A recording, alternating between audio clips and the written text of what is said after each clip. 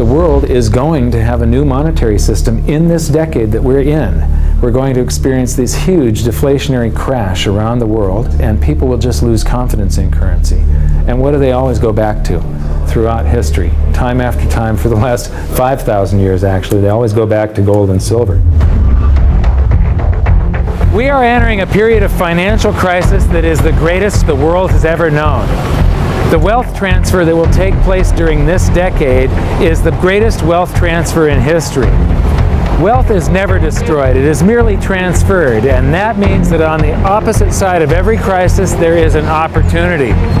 The great news is that all you have to do to turn this crisis into your great opportunity is to educate yourself.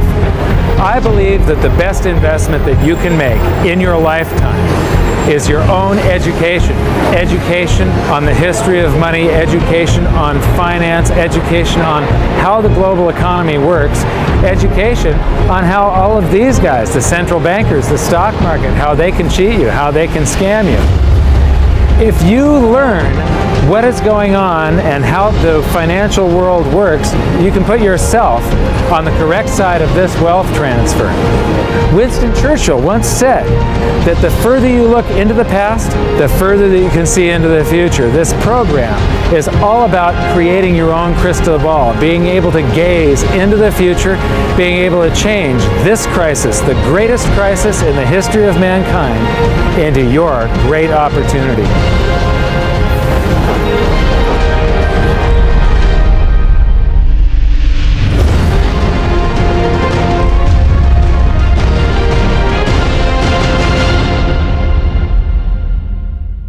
So it all started back in 1999 when my sister and I hired a financial planner to help my mother with her assets, and we gave him control of the family's assets, and in the next year and a half he lost 50% of what she had.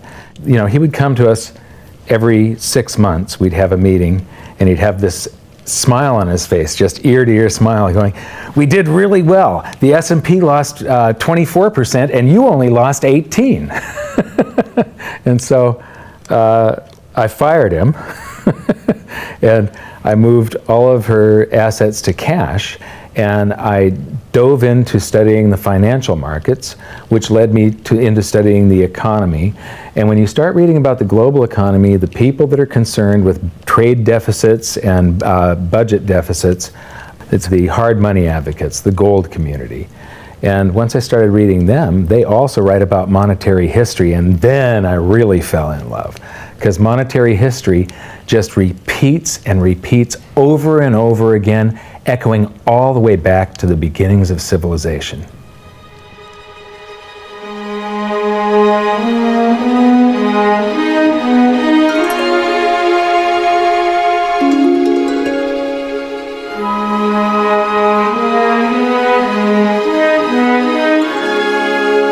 Gold and silver have been the predominant currencies for about 5,000 years, but it wasn't until somewhere between 680 BC and 630 BC that they became money. That's when they were minted into coins of equal weights somewhere in Lydia, where each coin was the same size and had the same weight. This made them interchangeable. It's called fungible. At that point, they became useful as a unit of account, a measurement. You could price a good or a service in those gold or silver coins in a certain number of them. And it was always the same for anybody whenever they were buying that good or service. But it wasn't until they made their way to the world's first free market society, the prototype of democracy, the cradle of civilization, Athens, that they exploded in use. Suddenly, money found its natural home, the free markets. Athens was the first society to have a working tax system and free markets. This enabled them to rise to the pinnacle of civilization. Their prosperity allowed them to create great works of art and achieve a level of architecture and engineering that the world had not yet seen. Here we are 2,500 years later, and people are still in awe of their achievements. It was truly a fantastic period in human history, and the Athens star shone brightly for many years. So this begs the question, what went wrong? How did such a great and powerful civilization fall? The answer lies in the same pattern that we see throughout history: too much greed and too much war. It was when the Athenians got involved in the Peloponnesian Wars, a war with Sparta, that their monetary problems began. First, they lost access to their gold and silver mines. They were also paying armies that were on foot, and they were miles and miles away from Athens. So as they pay their armies to buy goods and services from the local populations, a deflation occurs in Athens because they're sending all of their coinage out of the city. Then they started debasing their coinage to pay for the war. If you take in 1,000 coins in taxes, and then you melt those down, those gold coins, and you mix 50% copper into your gold, now you can mint 2,000 coins. So if you take in only 1,000 coins, but you spend 2,000 coins, what is that called? That is deficit spending. Athens began to do that during this war with Sparta. They also had these great public works, which were very expensive, and they finished the Temple of Athena Nike during the truce in the middle. There was a 6-year truce in the middle of this 27-year war. So they didn't stop their great public works and allow their market economy to heal from the expense of this war. As they debased their coinage, people would take the new debased coins at face value at first, until there were a whole bunch of those. And there's something called Gresham's Law, where people tend to save to keep the thing that's rare, and they spend the thing that's common into circulation first. So all of the gold and silver coins started to disappear from circulation and become quite rare, and it was just these copper coins. Suddenly, it took a whole bunch of copper coins to buy a gold or silver coin, one of those old gold or silver coins. This is the first time that gold or silver ever had a price. Before that, everything was measured in a weight of gold and silver.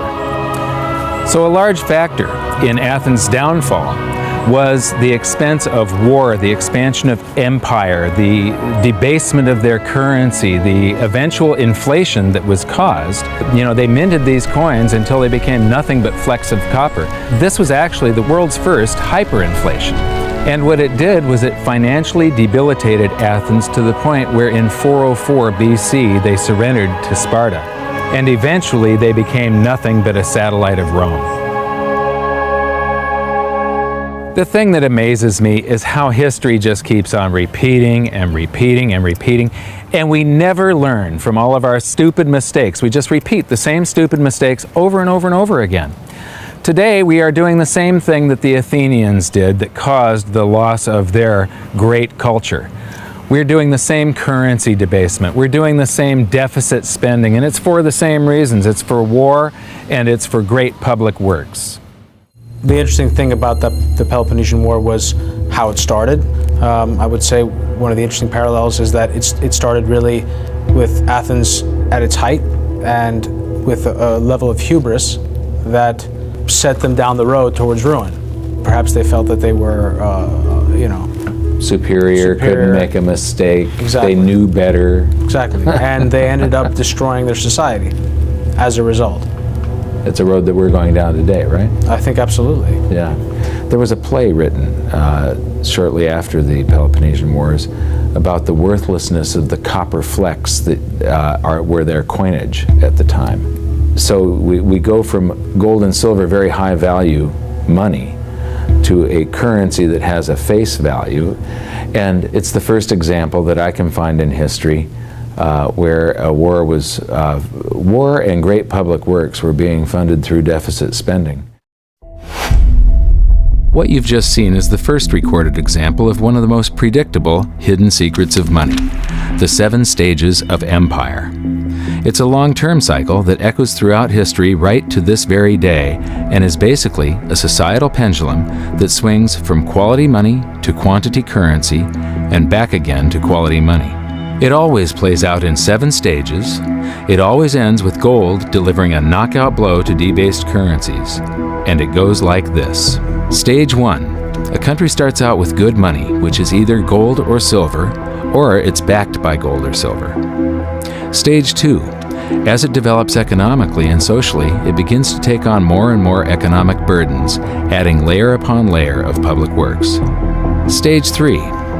As its economic affluence grows, so does its political influence, and it increases expenditures to fund a massive military. Stage 4. Eventually, it puts its military to use, and expenditures explode. Stage 5. To fund the war, it steals the wealth of its people by debasing their coinage with base metals, or by replacing their money with currency that can be created in unlimited quantities. Stage 6. The loss in purchasing power of the expanded currency supply is sensed by the population and the financial markets, triggering a loss of faith in the currency. Stage 7. A mass movement out of currency into precious metals and other tangible assets takes place. The currency collapses, and gold and silver rise in price as they account for the huge quantity of currency that was created. This process transfers massive wealth to those who had the foresight to position themselves beforehand in real money, gold and silver. You know, our monetary system basically steals from the poor and middle class and transfers the wealth to the banks.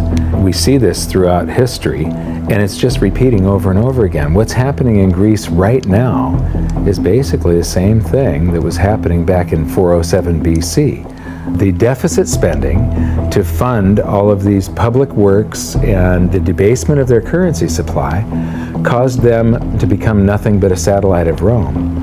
Today, they're becoming nothing but a satellite of the banks. Well, the idea of Gresham's law is simply that people are going to hold on to what's value and spend what isn't valuable. Way back in my youth, I was 11 years old when we went from a silver-based monetary system to a purely fiat system. People saw that silver was money, they got used to it, they didn't really think about it. And in 1965, under President Johnson, he basically said, well, silver's too valuable to be money. We're going to just start putting out these substitutes, which were what we call cupro-nickel coins. They were nickel, they were copper plated with nickel at the time. And of course, the metal value was far less. And I understood that as a kid, and yet very few adults really seemed to get the idea of what was really going on. There were a few, and it only takes a few. And of course, the Gresham's law took effect, so the currency came out of circulation rapidly. It's very interesting to me, knowing monetary history fairly well, is they're always, put out in silver-looking or gold-looking form. I mean, in most cases, you'll have, in fact, they look rather interesting. I mean, some of them are like silver on the inside and gold on the outside. With the look, they have no value at all, really, other than melt value of pot metal. To me, it's sort of at a subconscious level. Why are they making them gold-colored? Why are they making them silver-colored? I think there's an inherent knowledge in the human species that knows that gold and silver have value. So if they look in their pocket and they see something gold-colored or silver-colored, gives them kind of a warm, fuzzy feeling. And it's like, oh yeah, but there's no value in these coins, really.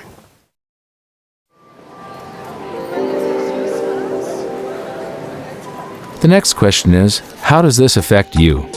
My next stop was in London, where I'd been asked to give a presentation to a group of businessmen.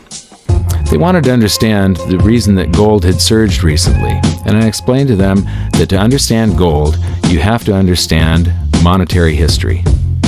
Once you see where we've come from, you can get a much clearer understanding of how the 7 stages of empire are playing out right now.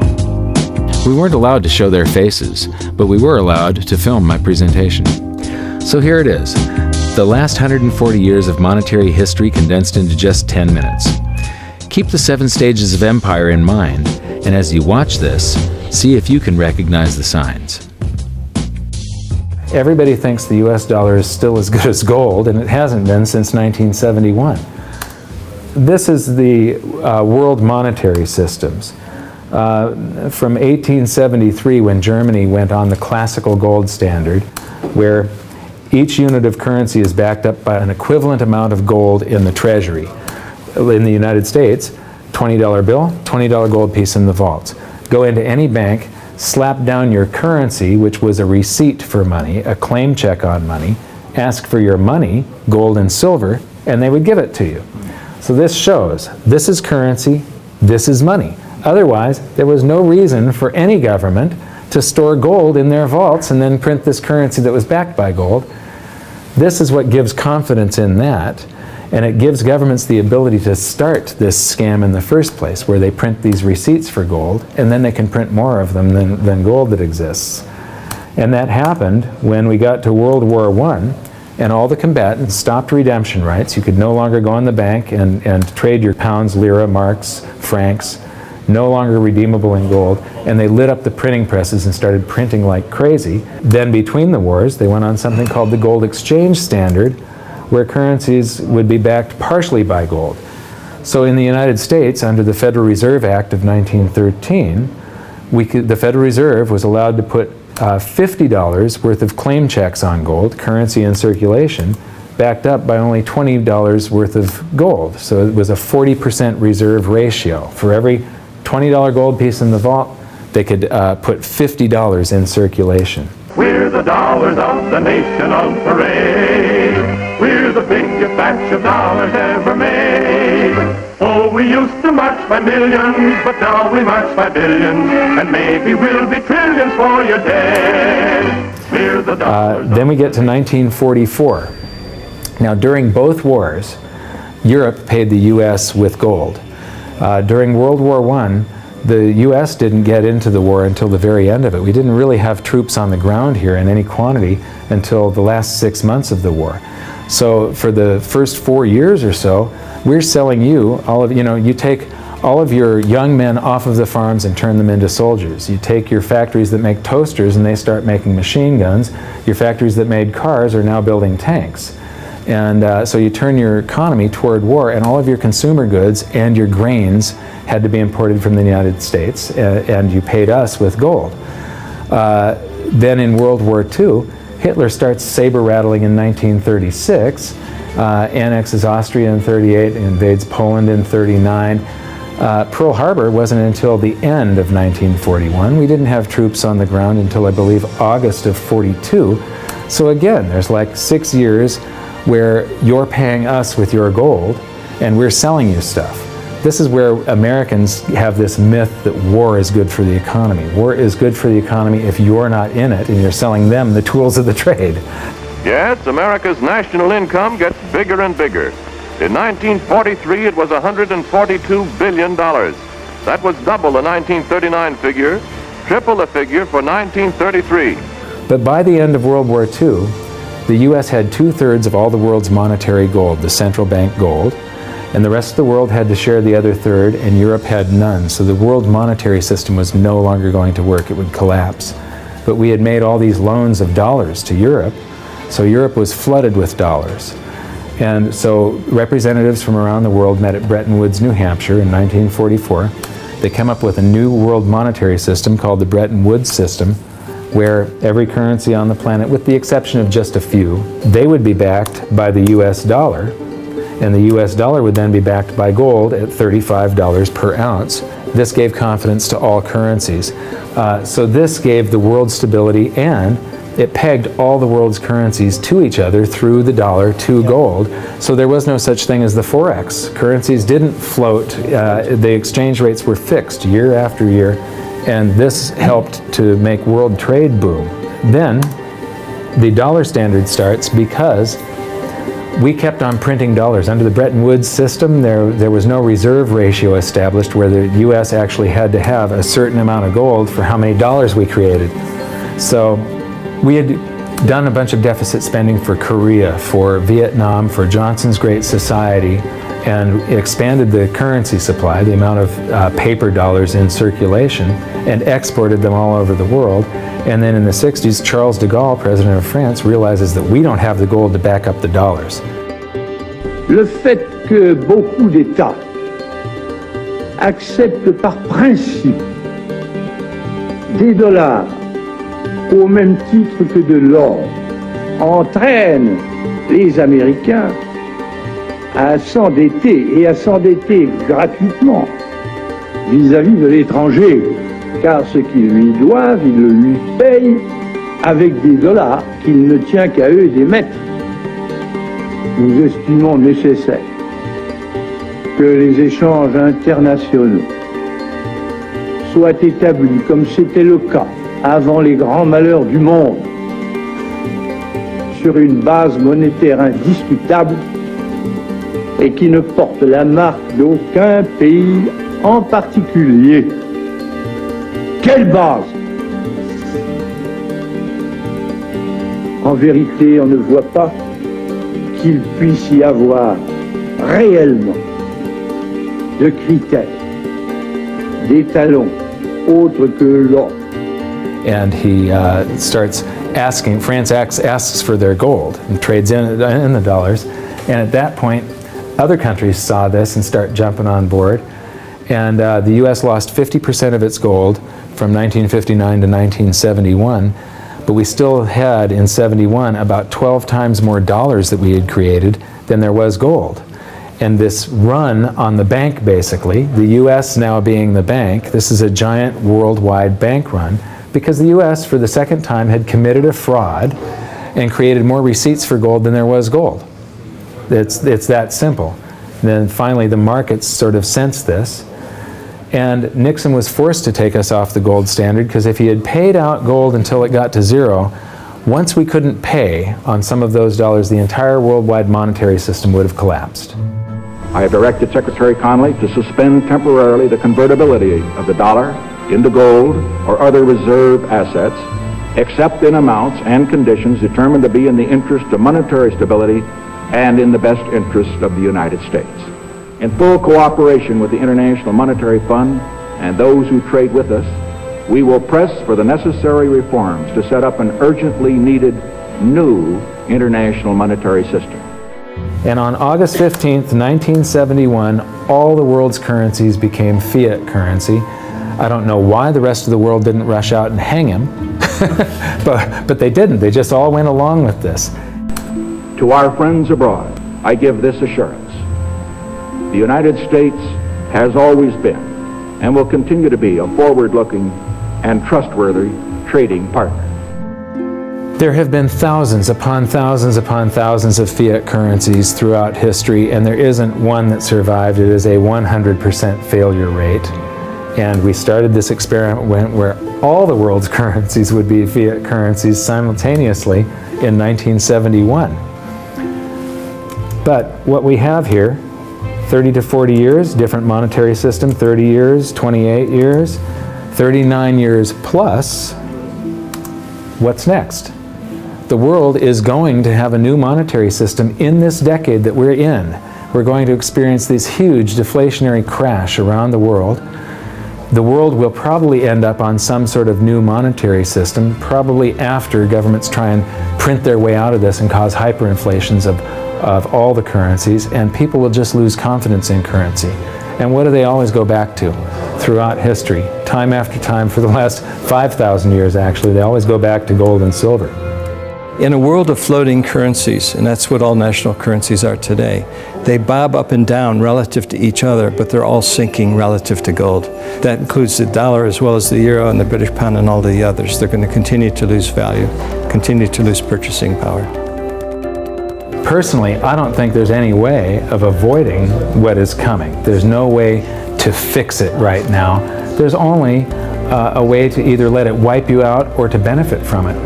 And I want to make sure that it's not just a few of the big investors in the world that are ending up with all the cookies. I want to make sure that there's as many small investors as possible that are benefiting from it, because that's what makes society run. Middle class, small investor.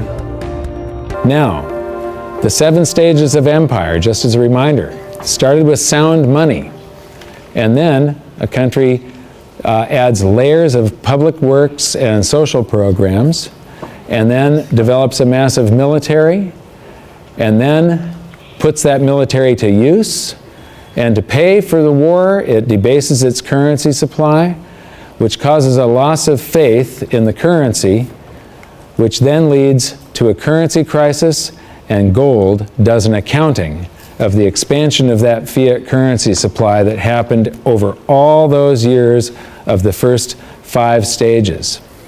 We are in the sixth and beginning the seventh stage. Gold started the accounting in the year 2001.